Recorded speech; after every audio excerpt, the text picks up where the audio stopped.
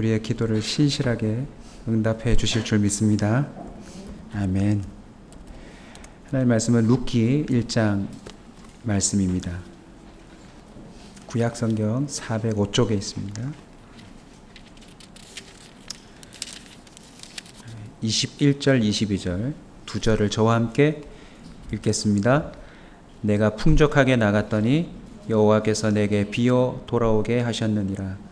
여호와께서 나를 징벌하셨고 전능자가 나를 괴롭게 하셨거늘 너희가 어찌 나를 나오미라 부르느냐 하니라. 나오미가 모압 지방에서 그의 며느리 모압 여인 룬과 함께 돌아왔는데 그들이 보리 추수 시작할 때 베들레헴에 이르렀더라. 아멘. 오늘 본문은 한 여인이 자신의 인생을 두고 부끄럽지만 솔직하게 고백한 표현입니다. 내가 전에는 풍족했는데 지금은 빈손이 되었다. 오늘 저희 교회는 맥주감사주일로 지키는데요. 이 맥주감사주일이 오늘 우리식으로 바꾸면 상반기 결산이에요. 여러분은 2020년 상반기에 무엇을 수확하셨나요? 좀 더 진지하게 인생을 바라보는 차원에서 2020년이 아니라 오늘까지 여러분의 인생을 뒤돌아볼 때 여러분의 학교 생활, 직장 생활, 여러분이 나름 한평생이라고 말할 수 있는 개인의 삶에서 과연 얻은 것이 무엇인지를 점검해보는 복된 날이 되었으면 좋겠습니다. 오늘 본문에 등장하는 나오미라고 하는 여인은 선언합니다. 나는 빈손이 되었다. 그런데 분명한 사실은 그전에는 풍족했었거든요. 왜 이렇게 되었느냐? 룻기라고 하는 성경이 4장밖에 되지 않습니다. 그래서 오늘 주의 날이니까 여러분의 사적인 계획들을 좀 접어두시고 룻기 4장을 한번 꼼꼼하게 읽어보시면서 오늘 함께 나누었던 말씀들을 여러분의 개인의 말씀으로 묵상해 보셨으면 좋겠어요. 1장을 보면 사연이 소개됩니다.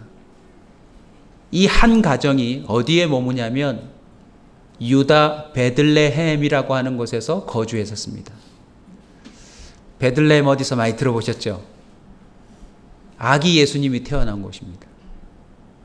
베들레헴이라고 하는 그 지명의 뜻은 떡집. 아마 떡이 풍부했나 봐요. 유다라고 하는 말은 찬송이라는 뜻입니다. 유다 베들레헴 지명만 갖고도 추측해 볼 수 있죠. 풍부한 떡으로 말미암아 하나님께 찬송할 수 있는 땅이 유다 베들레헴이었습니다.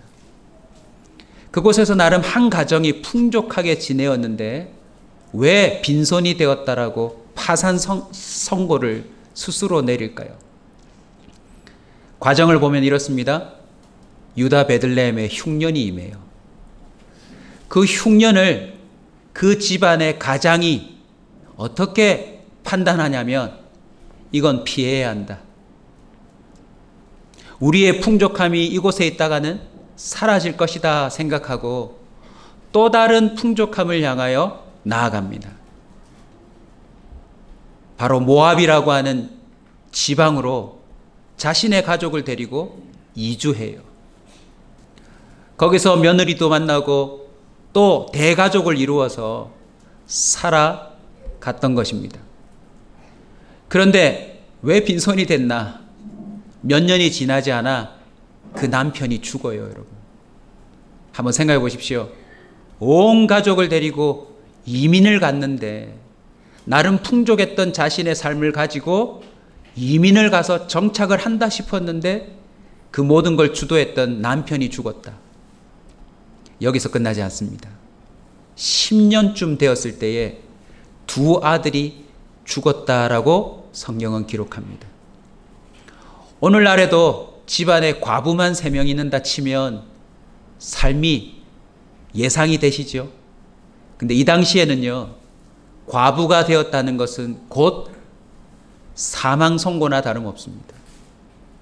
스스로 인생을 이어갈 만한 전혀 가능성이 보이지 않는 존재로 쳐서, 성경에도 보시면 주로 누구를 도우라고 계속 권면하나요? 과부와 고아를 도와라. 생계부터 시작해서 그 사회에서 받는 눈초리며 그 여인이 혼자서 삶을 연명할 수 없는 지경인데, 무려 이 집안에 그런 과부가 3명이나 생겼어요. 자, 여기서 한번 짚고 넘어가십시다. 풍족했던 삶이 빈손이 된 과정 속에 우리가 깨달아야 될 중요한 원리가 있습니다. 바로 풍요를 쫓는 삶입니다. 우리가 왜 학교를 갑니까? 왜 직장을 가나요? 왜 열심히 이 사회에서 뭔가를 해보려고 애쓰고 있나요? 생계? 에이, 생계면 그렇게 열심히 안 해도 이래도 돼요, 여러분. 동의하십니까? 마스크를 쓰고 계셔서.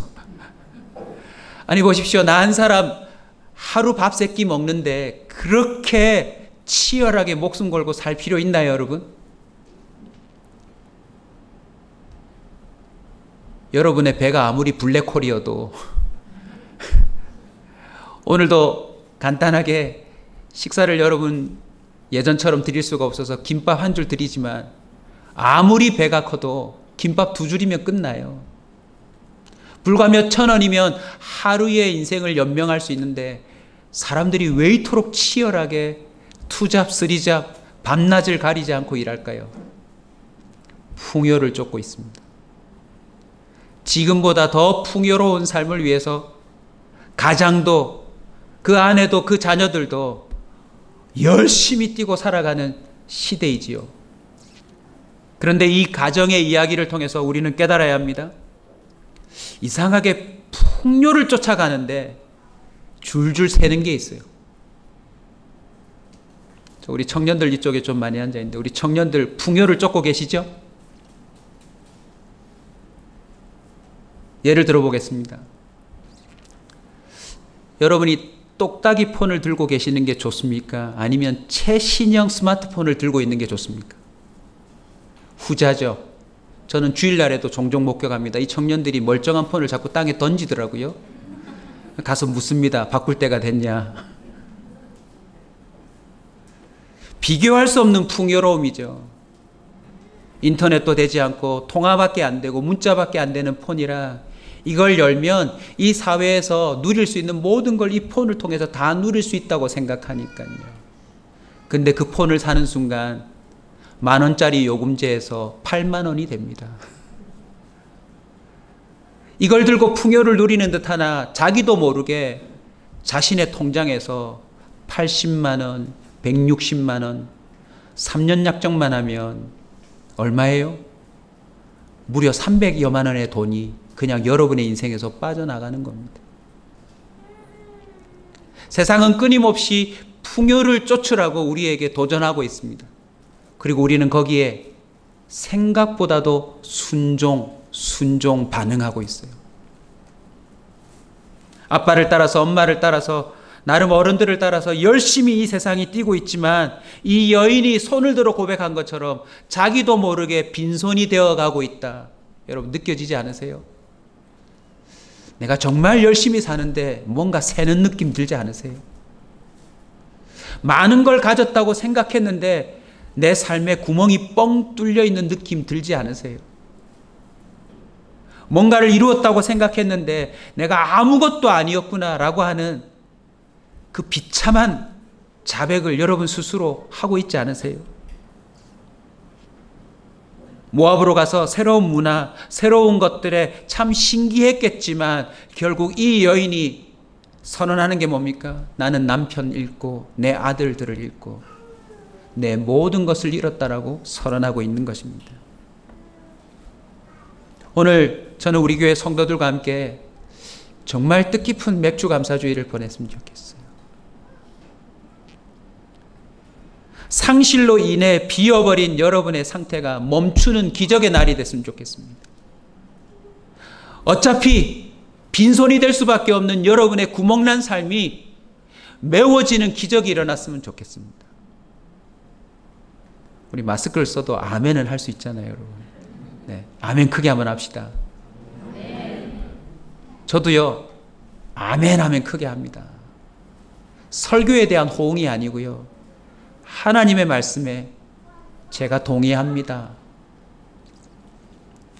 마치 결혼식장에 신랑이 네라고 대답하지 않으면 그 말 한마디에 결혼이 성사되지 않는 것처럼요, 여러분의 의지를 발휘한 아멘이 하나님의 말씀을 여러분의 것으로 삼게 한다는 것을 여러분 잊지 않으셨으면 좋겠어요. 이 여인은 나름 이민 와서 10년 동안 모은 게 있겠죠. 나름 흉년의 때에 베들레헴에 있는 것보다 여기 와서 누리는 게 훨씬 좋았겠죠. 그러나 지금 10년이 지나서 그는 모든 것을 잃고 비었다라고 고백하고 있습니다. 그리고는 오늘 이 본문을 통하여서 우리에게 귀한 메시지를 줘요. 오늘 말씀의 제목이기도 합니다. 함께 돌아가자.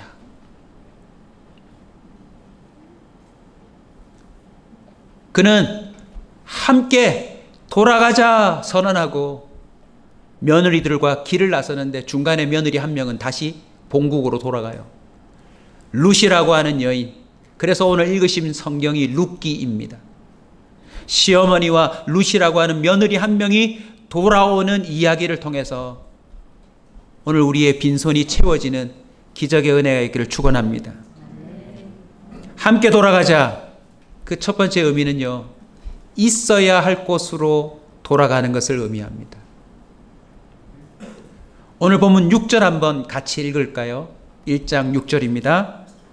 그 여인이 모압 지방에서 여호와께서 자기 백성을 돌보시사 그들에게 양식을 주셨다 함을 듣고 이에 두 며느리와 함께 일어나 모압 지방에서 돌아오려 하여. 한번 보십시오. 우리 동네에서 꽤 풍족하게 살던 이가 어느 타국으로 이사를 가서 잘 산다는 소식을 들었는데 10년이 지나서 남편 죽고 두 아들 죽고 외국 며느리를 데리고 동네로 다시 들어온다 생각해 보십시오.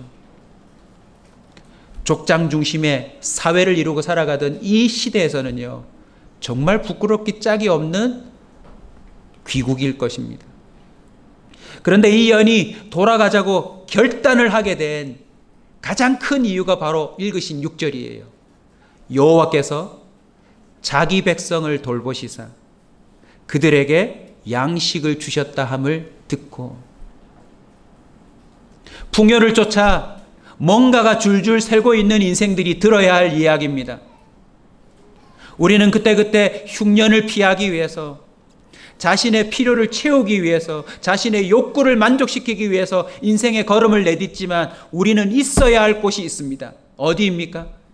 하나님의 백성으로 사는 자리입니다. 아멘.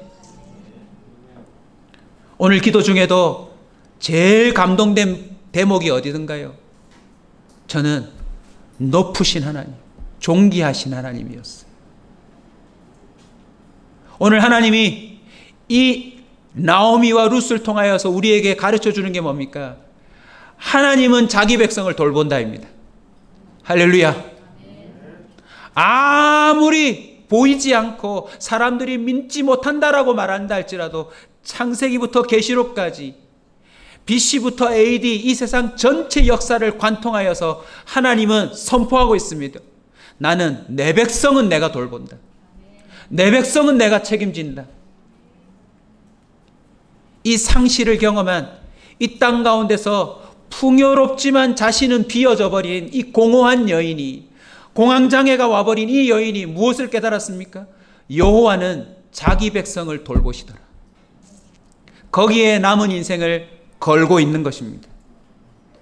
창세기 26장을 보면요, 아브라함 때에 첫 흉년이 들었는데 아들 이삭 때에 또 흉년이 들었다라고 기록하고 있습니다.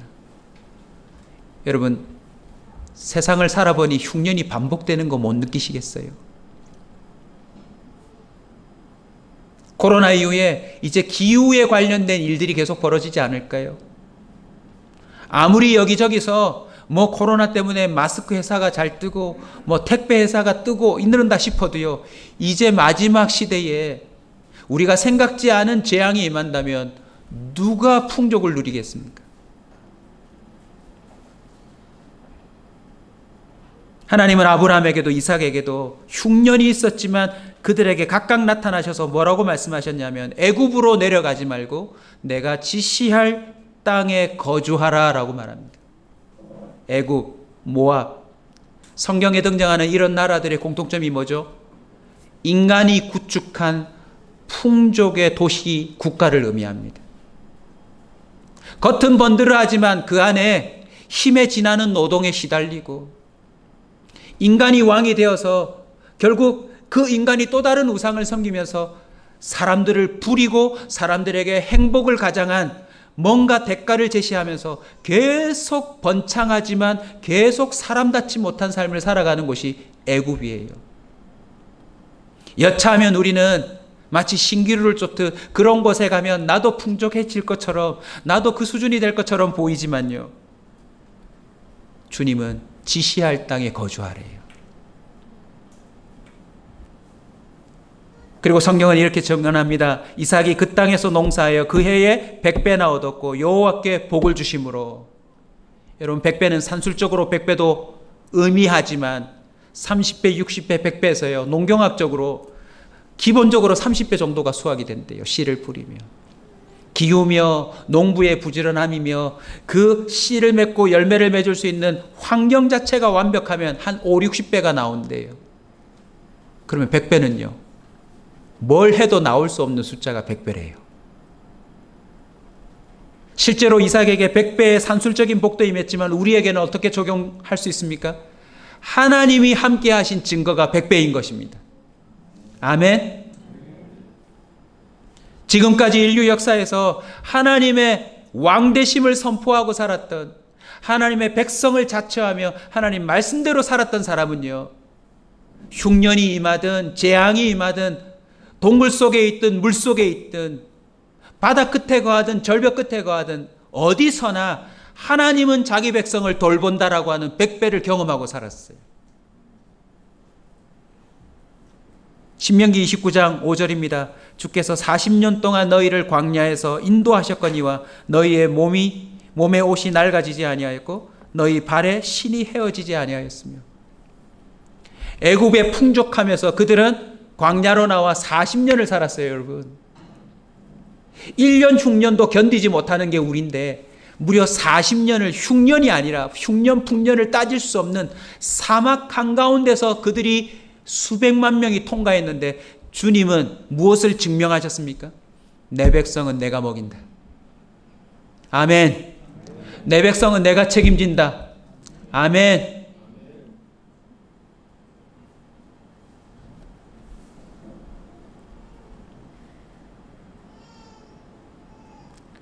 이 자리에 성경의 앞뒤를 잘 모르시는 초신자도 있기 때문에 조심스럽지만 그래도 앞으로 알아가실 거니까 미리 던져드릴게요.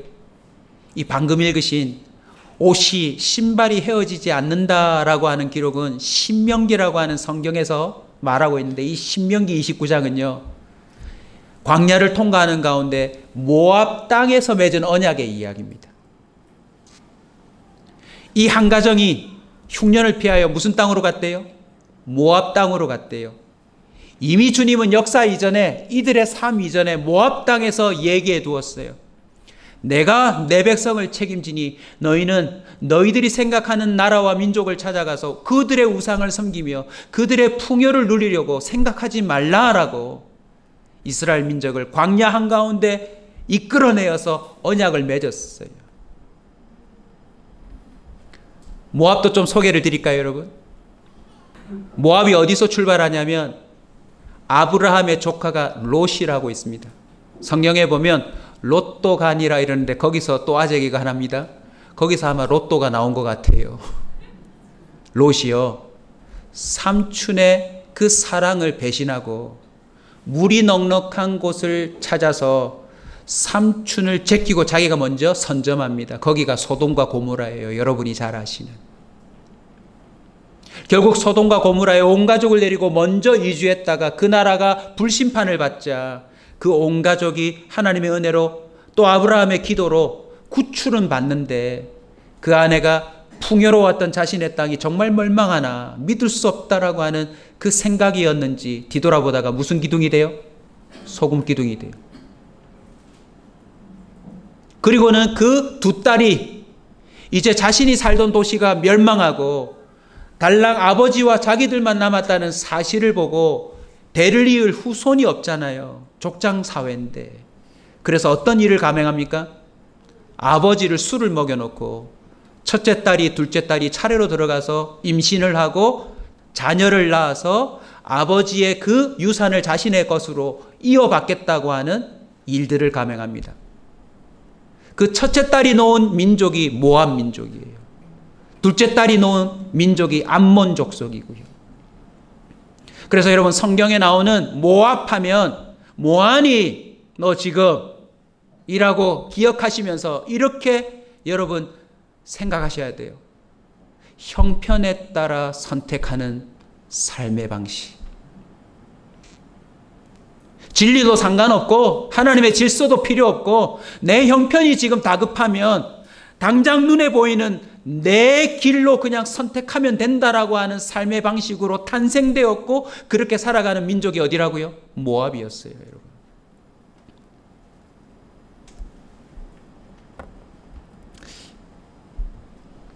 성경을 이미 아시는 분들은 또 이 본문을 꼭 좀 기억해 두시면 좋겠습니다. 이스라엘 민족이 광야를 잘 통과하고 또 나아가고 하나님의 인도함을 받을 때 방해가 참 많았거든요. 모압 족속이 나중에 이스라엘이 그 땅을 통과하는 걸 방해합니다. 그뿐입니까?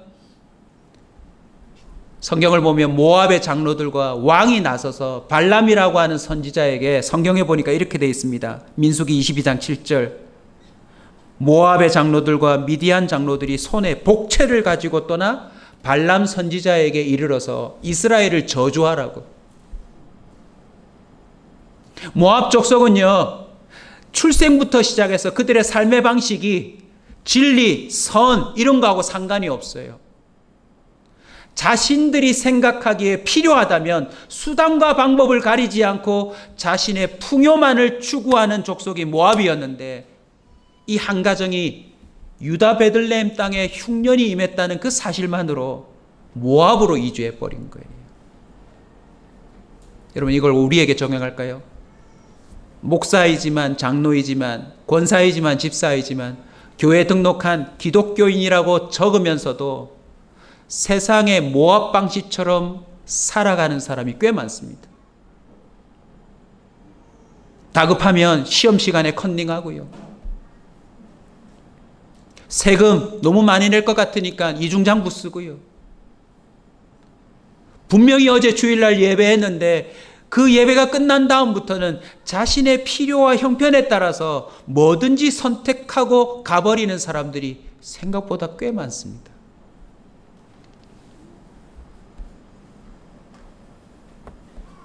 나중에 성경을 보시면 아시겠지만 이 빈손을 선언한 여인의 남편 이름이 엘리멜렉입니다. 한번 따라서 합시다. 엘리멜렉. 한글 높이면요, 하나님은 나의 왕이다 라는 뜻입니다. 여러분 뭔가 앞뒤가 맞지 않잖아요.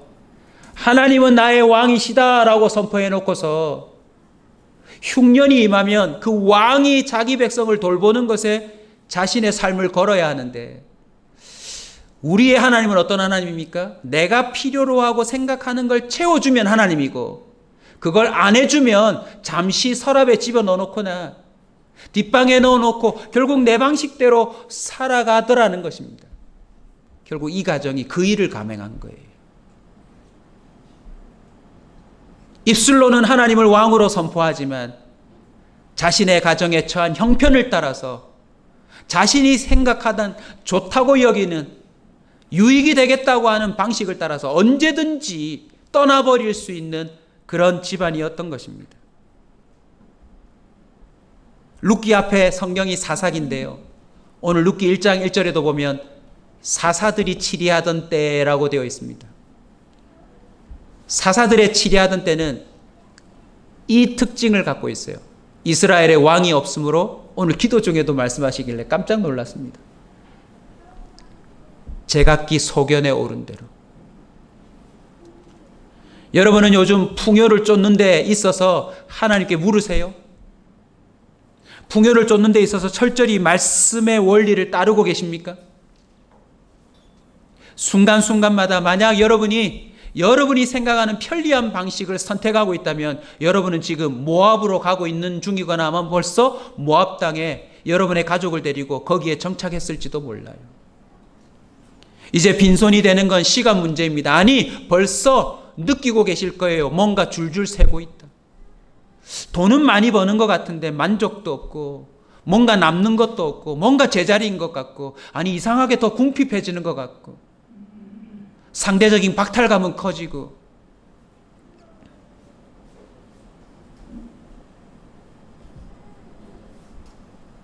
있는 자리로 돌아가야 합니다. 하나님의 백성된 자리로 돌아가야 될 줄로 믿습니다. 하나님은 모른 채 이렇게 돌아가는 사람들을 요즘 TV에서 많이 보여주더라고요. 제가 세 글자로 알려드릴 테니까 관심 가지세요. 자연인.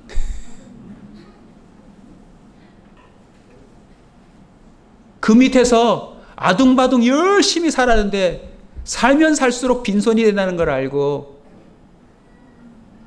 많은 사람들이 자연 속으로 들어갔는데 월급도 안 받고 뭐 수입도 없는데 다 먹고 살던데요, 여러분.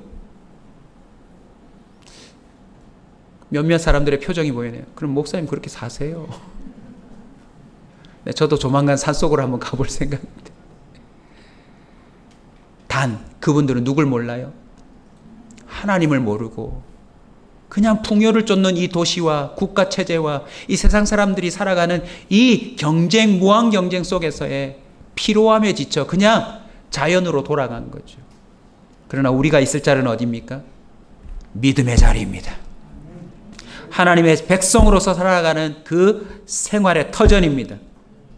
그래서 함께 돌아가자는 것은 자연으로 가는 것이 아니라 있어야 할 곳으로 가는 것입니다.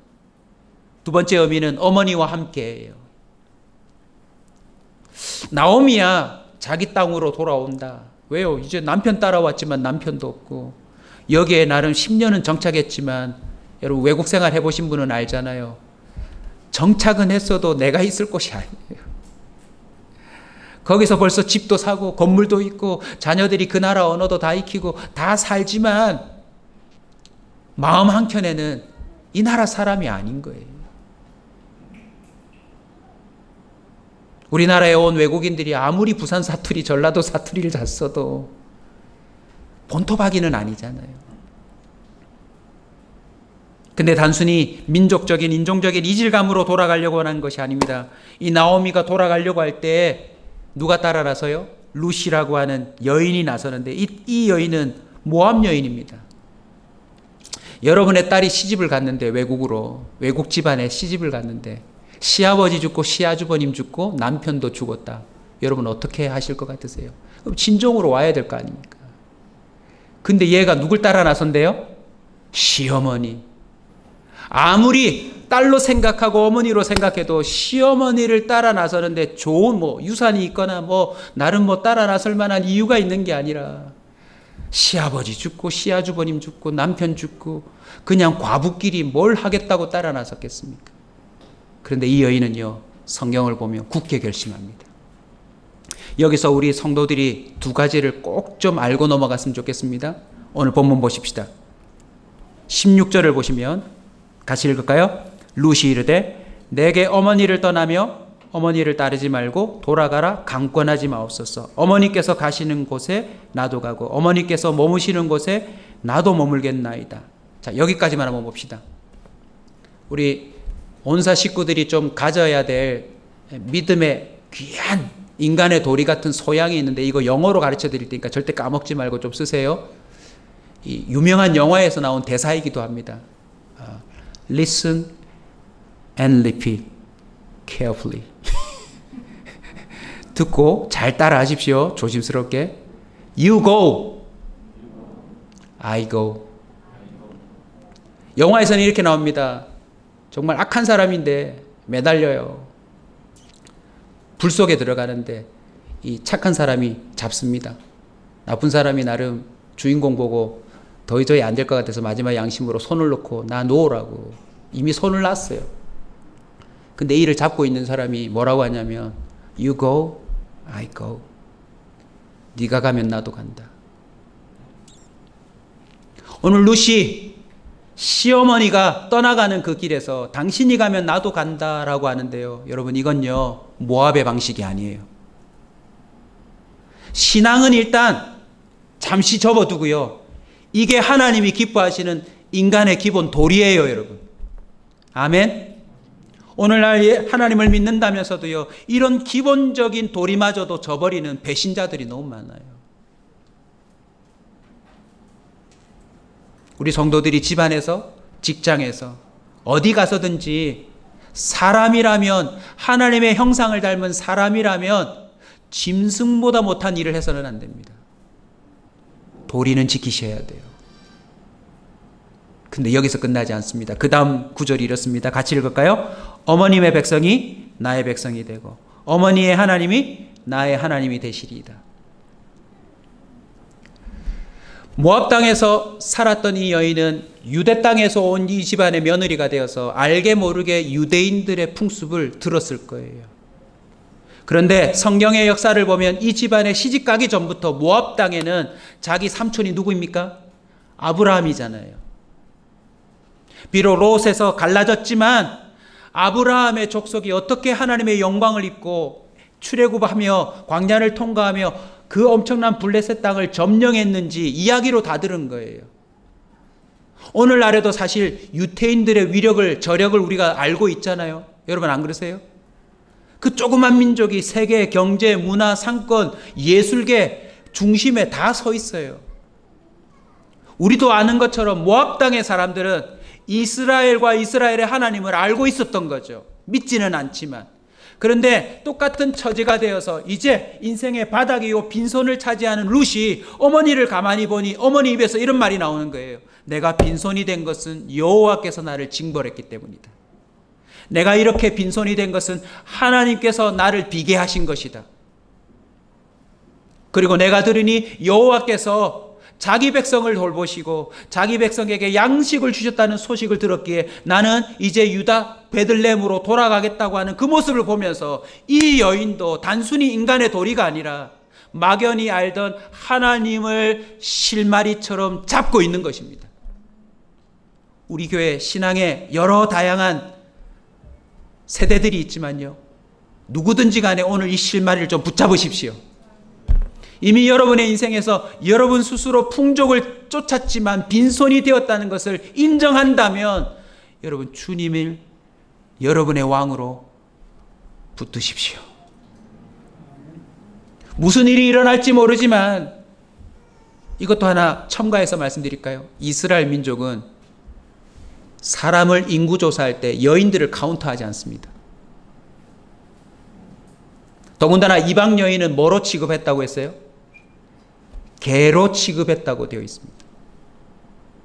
근데 이 룻이, 이방 여인 룻이 인간의 도리를 쫓아서 가면 일어날 삶이 뻔합니다, 여러분.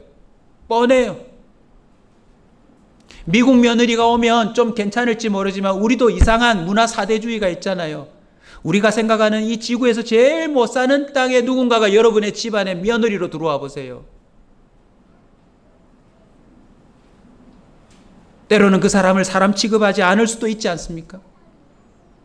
룻은 그 일을 감행하는데 단순히 인간의 도리가 아니라 자기 어머니가 하나님을 붙드는 걸 보고 그 하나님을 자신의 하나님으로 받아들이고 있는 것입니다.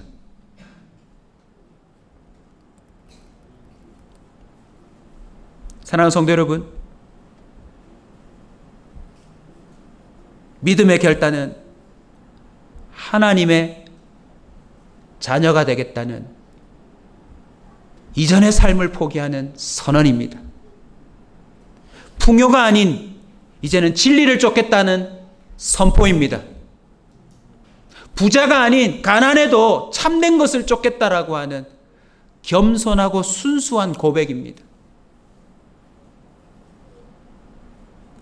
오늘 이 맥주감사절을 통하여서 저와 여러분이 세상이 추구하는 수확이 아닌 영원히 사라지지 않는 수확을 쫓아 여러분의 인생을 시작하시길 축원합니다. 함께 돌아가자. 마지막 세 번째 의미는요. 그들이 출발한 시기가 어느 시점이랍니까? 오늘 본문 보세요. 보리 추수할 때에. 보리 추수를 시작할 때에 베들레헴에 도달했다라고 기록하고 있습니다.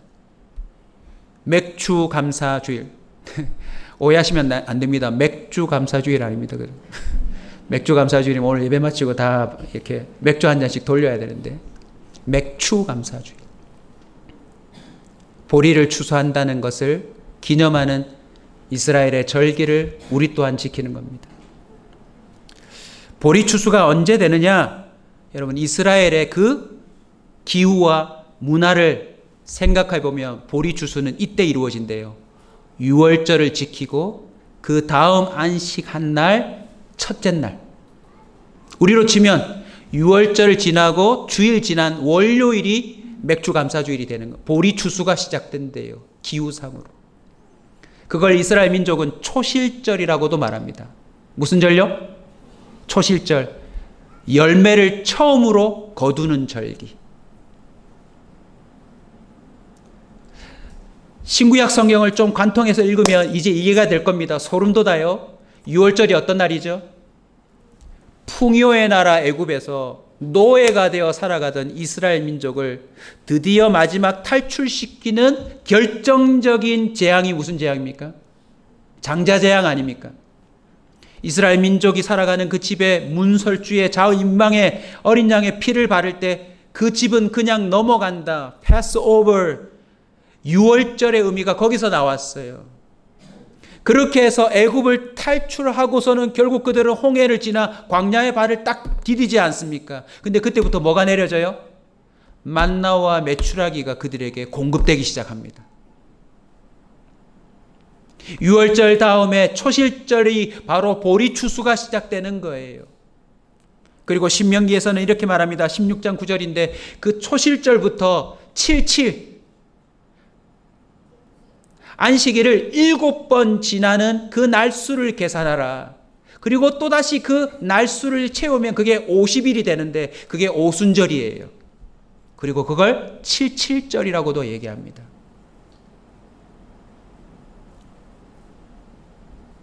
아직 뭔 말인지 모르는 우리 성도님들도 계시겠지만 나중에 성경을 이해하고 나면요. 하나님이 왜 하필 이 나오미와 룻이 돌아오는 시점이 보리 추수 시기가 되는지 아시게 될 건데 이제 조금만 더 풀어드리고 마칠게요. 결국 보리 추수 때 돌아옵니다. 이 말은 마치 출애굽하여 광야 같은 곳에 왔지만 하나님이 내 백성을 책임지는 그 삶으로 룻이 들어왔다는 거예요. 맞죠?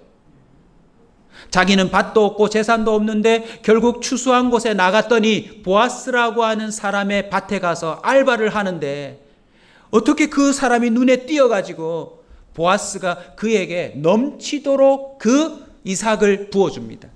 너도 먹고 시어머니도 먹여라. 알고 봤더니 이 집안 사람인 거예요. 나중에 결론만 어떻게 됩니까? 아, 부끄러워. 룻과 보아스가 결혼을 해요. 지금 남의 집 이야기라고 별로 안 좋아하시는데 시아버지 잃고 시아주버님 죽고 네. 자기 남편 죽어서 이제 끝난 여인이 유대 땅으로 돌아와서 유대 땅에서도 유력한 보아스와 결혼했대요. 보아스가 나 너 보아스 네가 어떻게 시어머니 딸하고 어떻게 신앙을 쫓아왔는지 내가 소문 다 들었어. 자 내가 보여주겠어 하고서는 자기가 하나님께로 받은 수확을 그 여인에게 부어줍니다. 그리고는 결혼하는데요. 여러분 오늘 꼭 숙제 좀 지켜주세요. 룻기 4장밖에 안 되니까 읽어주시고요. 마태복음 1장을 보면 예수님의 족보가 나오는데 예수님이 어느 땅에서 났다고요? 유다 베들레헴. 보아스와 룻이 결혼해서 아이를 낳고 해서 누가 나오냐면 다윗이 나옵니다. 룻은요 다윗 왕의 증조 할머니예요. 더 놀라운 것은요 남편 보아스는 이스라엘 민족이 약속의 땅을 점령할 때 여리고를 무너뜨릴 때 역시 그 여인도 자신의 풍요로운 삶을 내려놓고 하나님께 자신의 인생을 걸었던 기생 라합의 아들입니다. 성경의 족보가 뭘 의미하죠? 세상의 풍요를 내려놓고 하나님의 왕되심을 선언하는 자들마다 그 인생의 족보가 바뀐다는 걸 얘기해 주고 있어요. 그리고 결국 다윗을 통하여서 유대 땅 베들레헴에 누가 나옵니까? 예수 그리스도가 나옵니다. 예수 그리스도의 이름 뜻이 뭐죠, 여러분? 자기 백성을 저희 죄에서 구원하신다.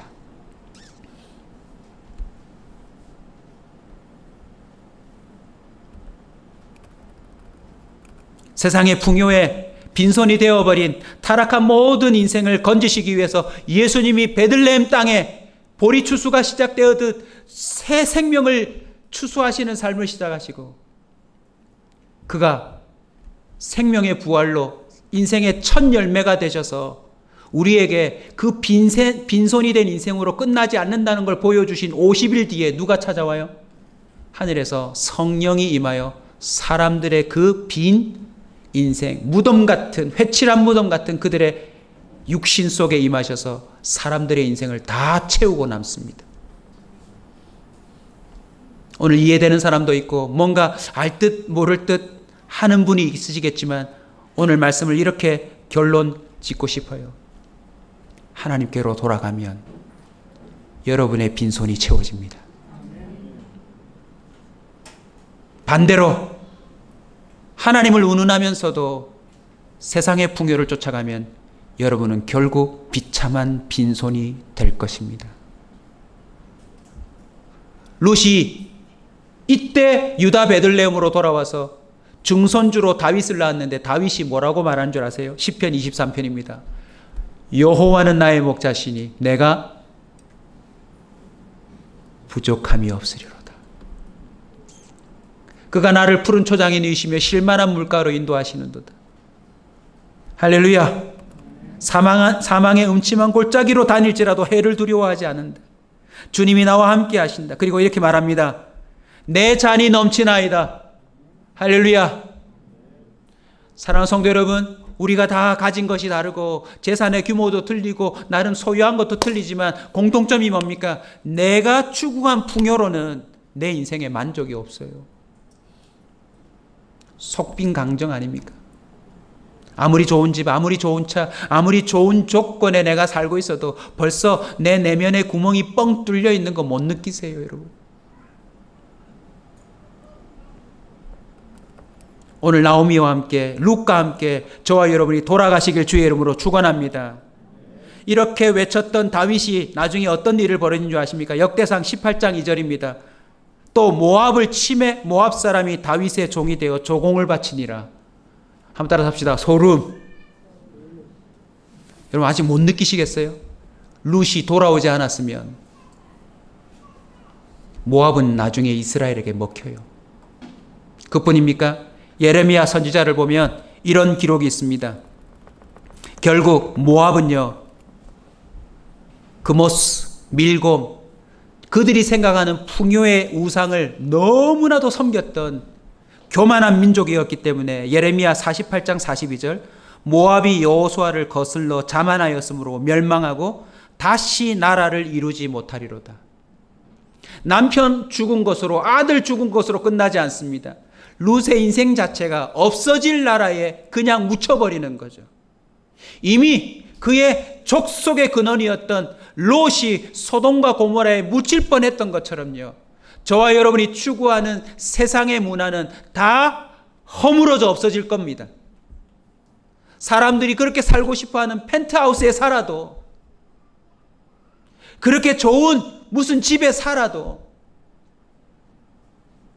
결국 거기는 허무함으로 끝날 거예요. 유다 베들레헴에서 나신 예수님이 뭐라고 말씀하십니까? 수고하고 무거운 짐진 자들아 다 내게로 오라. 내가 너희를 쉬게 하리라. 할렐루야. 요한복음 6장 35절입니다. 예수께서 이르시되 나는 생명의 떡이니, 이제 이런 게 막 소름 돋아야 합니다. 떡집에 나서 나신 예수님이 왜 자기를 떡으로 설명했는가? 세상의 모든 빈손된 자들이 내게로 돌아오면 그들이 배부를 수 있음을. 예수님 믿어서 로또 당첨된다는 말이 아닙니다. 지금도 사계절을 운영하시며 사람의 그 굶주림을 채우시는 하나님의 신실함을 감격하는 자들이 되시길 축원합니다. 베드로가 그 예수 그리스도를 믿고 뭐라고 선포합니까? 사도행전 3장 6절입니다. 크게 따라서 한번 하고 우리 기도합시다. 은과 금은 내게 없거니와 내게 있는 이것을 내게 주노니. 보십시오. 베드로는 우리가 생각한 풍요로 말하지 않습니다. 비록 사람들이 추구하는 은금은 내게 없지만 내가 예수 그리스도를 소유한 자다. 아니, 내가 예수 그리스도의 소유가 되었다. 그래서 내게 있는 걸 내게 주노니 너는 일어나 걸어갈 때 어떤 일이 벌어져요? 세상의 그 어떤 풍요도 해결하지 못하는 문제를 그가 소유한 것으로 해결하더라는 것입니다. 우리의 풍요를 위해 기도하는 자가 되지 않았으면 좋겠습니다. 그건요, 하나님을 이용하는 거예요. 이제 우리는 하나님을 왕으로 높이는 기도를 할 수 있기를 축원합니다. 모압의 방식이 아닌 인간의 도리를 지키고 하나님의 말씀대로 있으라는 곳에 있고 하지 말라는 거 하지 말고 주님이 채워주시는 것으로 누리고 나누는 저와 여러분이 되시길 주의 이름으로 축원합니다. 하나님, 오늘 함께 찬송하고 기도하고 주님이 기록해 두신 말씀을 가슴에 품고 저희들도 삶의 현장으로 돌아가려고 합니다. 각자의 자리에서 하나님이 맡겨주신 사람의 도리를 다 할 수 있도록 도와주시되 특별히 하나님의 왕되심을 잊지 않고 주님의 형상으로 살아가는 신실한 주의 백성 되게 하여 주시옵소서. 지금은 그 무엇으로도 채워지지 아니하는 인간의 그 타락의 구멍으로 말미암아 벌어진 빈손의 인생을 채우시고자 이 땅에 오신 예수 그리스도의 은혜와 당자처럼 끝을 봐야 돌이키는 이 어리석은 자들을 기다려주시고 또 맞아주시고 모든 걸 회복시켜주시는 하나님 아버지의 끝이 없는 사랑과 끝내는 우리 배에서 생수가 흘러나오도록 우리가 마르지 않는 샘을 소유하고 살아가는 자처럼 도우시는 성령님의 만지심과 교통하심이 오늘 말씀을 듣고 돌아가기로, 함께 돌아가기로 결단하는 모든 성도들과 그 가족들 그리고 그들 후손들 위해 지금으로부터 영원토록 함께 있을지어다. 아멘.